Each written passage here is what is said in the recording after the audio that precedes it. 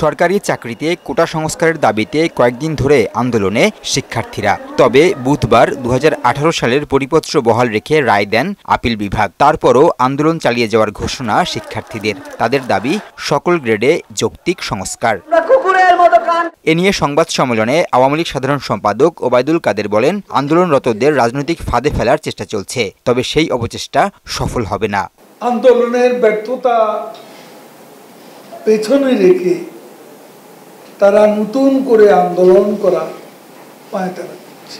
কোটা বিরোধী আন্দোলনকে তারা সরকার বিরোধী আন্দোলনের রূপ দেওয়ার চেষ্টা করছে। এদিকে সচিবালয়ে মাদকদ্রব্য নিয়ন্ত্রণ অধিদপ্তরের বার্ষিক সংবাদ সম্মেলনে স্বরাষ্ট্রমন্ত্রী আসাদুজ্জামান খান কামাল বলেন, কোটা আন্দোলনকে পুঁজি করে অনেকে ঘোলা পানিতে মাছ শিকার করতে চাইছে। হাইকোর্টে যে নির্দেশনা দিয়েছিল এখন সেটা অচল, সেটা এখন নেই।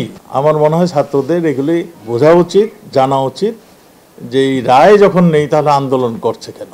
এদের ডিমান্ড যেটা আছে আমরা শুনবো, কিন্তু শোনারও একটা লিমিট বোধহয় থাকে। তারা বোধহয় এগুলি ক্রস করে যাচ্ছে। মন্ত্রী বলেন, শিক্ষার্থীরা কখনোই রাষ্ট্রের বিপক্ষে অবস্থান নিতে পারে না, তবে আন্দোলনের নামে ভাঙচুর করলে ব্যবস্থা নেবে পুলিশ। পুলিশের অ্যাকশনটা কখন আসে? যখন অপারগ হয়ে যায়, অনৈতিকভাবে কোনো সিচুয়েশন তৈরি হয়, সেইগুলি করতে হলে পুলিশ বসে থাকবে। নাসির উদ্দিন, মোহনা সংবাদ, ঢাকা।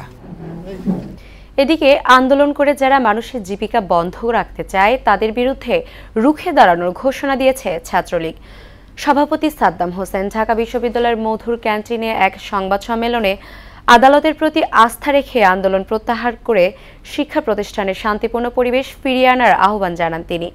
শিক্ষার্থী আন্দোলনকে বিএনপি জামায়াত চক্র ভিন্ন খাতে প্রবাহিত করার চেষ্টা করছে বলে অভিযোগও করেন সাদ্দাম।